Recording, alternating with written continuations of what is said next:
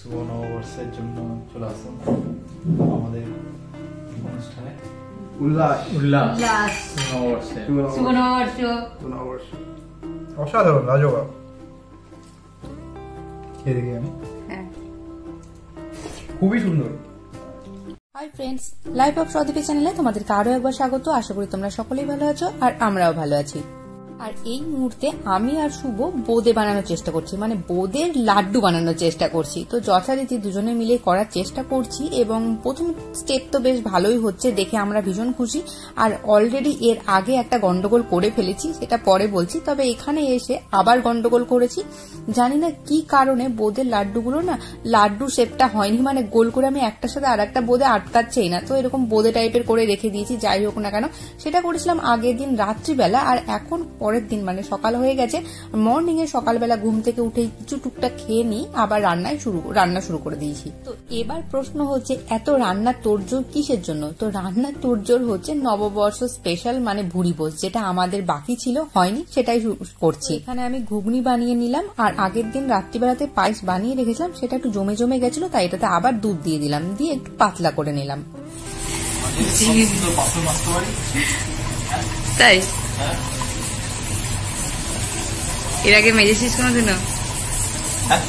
এর আগে মেজেছিস কোনোদিনও? হ্যাঁ, আমি তো বাঁচতাম, বেরোতে বাঁচতাম না। বাসন টাসন কে দিয়ে দিত? কোথায় থাকতে বাসন মাজতি? বেলুন। তারপর এই ট্যালেন্টটা আর দেখাসনি কেন? দরকার হয়নি, তারপর অন্য ট্যালেন্ট দরকার ছিল, তাই অন্য ট্যালেন্টে আমি মুখ করে গেছি। তো বিয়ের পর আবার ফিরে আসছি আমার পুরোনো ট্যালেন্টগুলোতে।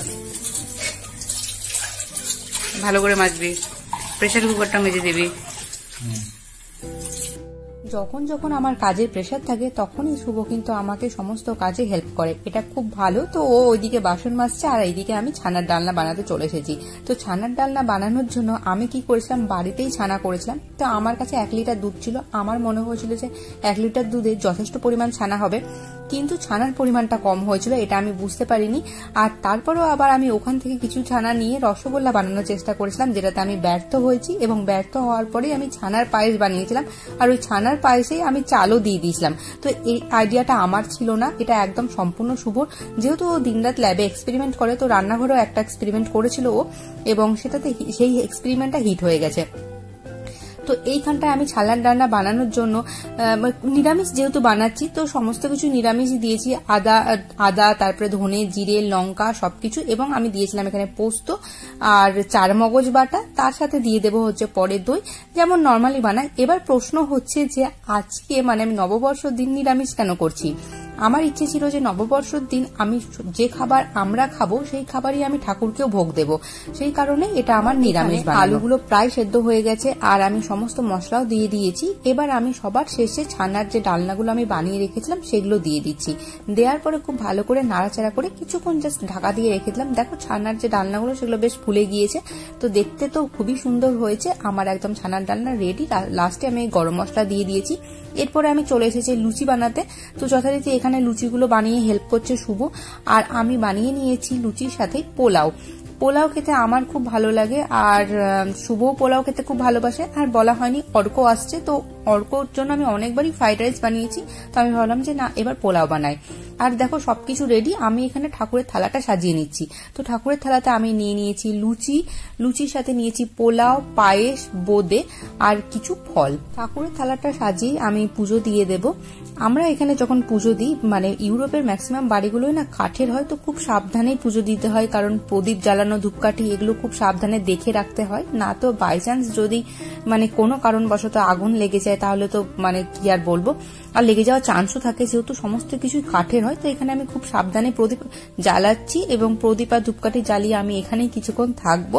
আর একটা জিনিস, এখানে ফুল তো সবসময় পাওয়া যায়ই না, এখন যেহেতু স্প্রিং, তাই জন্য বিভিন্ন গাছে বিভিন্ন ধরনের ফুল ফোটে। তো সেখান থেকে আমি খুব সুন্দর সুন্দর পার্পল কালারের ফুলগুলো নিয়ে এসেছি। এই পার্পল কালারের ফুলগুলোকে আমি একদম জলের মধ্যে ভিজিয়ে রেখেছিলাম আর কি।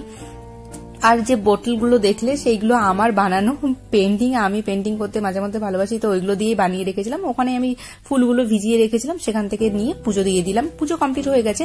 আর এখানে আমি বানাচ্ছি হচ্ছে লস্যি। আমাদের এখানে ইউরোপে এখনো ভালো ঠান্ডা, 4-5 ডিগ্রি টেম্পারেচার। লস্যি খাওয়ার মতো গরম পড়েনি, তবে ঠিক আছে। শুভ নববর্ষের জন্য চলে আসলাম আমাদের অনুষ্ঠানে। নববর্ষ স্পেশাল মেনুতে যদি লস্যি থাকে তাহলে তো জমেই যাবে, তার জন্যই আমার বানানো। আর এখানে অর্ঘ্য সারপ্রাইজ দিয়ে নিয়ে এসেছিল হচ্ছে আলু সোয়াবিনের তরকারি, তো সেটা অসাধারণ খেতে হয়েছিল। সবকিছু মিলে আমার রেডি, এবার আমরা বসে পড়বো। আস্তে, এটাই তো তারা উল্লাস উল্লাস নববর্ষে। শুভ নববর্ষ। নববর্ষ।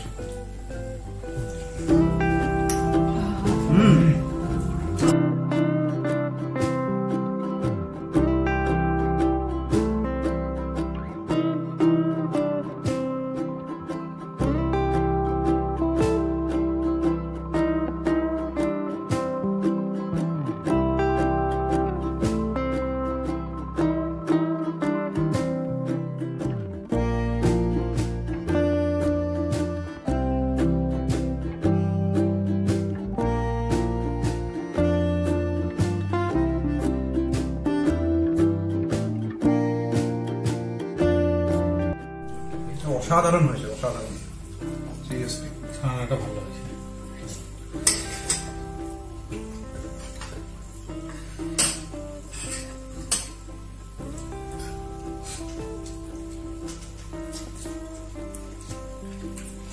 অসাধারণ হয়েছে, মানে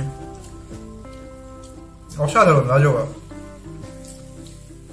এদিকে আমি খুবই সুন্দর।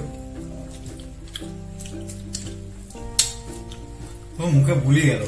তাই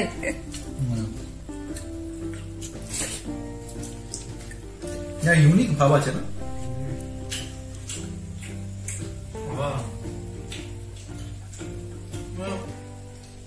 তো আমার এই নববর্ষ স্পেশাল ভিডিওটা বোঁদে দিয়ে শুরু করেছিলাম আর বোঁদে দিয়ে শেষ করছি। সবার শেষে আমরা বসে গল্প করতে করতে বোঁদে খাচ্ছিলাম, আর বোঁদেটাও কিন্তু জাস্ট অসাধারণ হয়েছিল। আমার আজকে নববর্ষ স্পেশাল সমস্ত রান্নাই খুব সুন্দর হয়েছিল এবং খুব মজা করে দিনটা কাটিয়েছিলাম।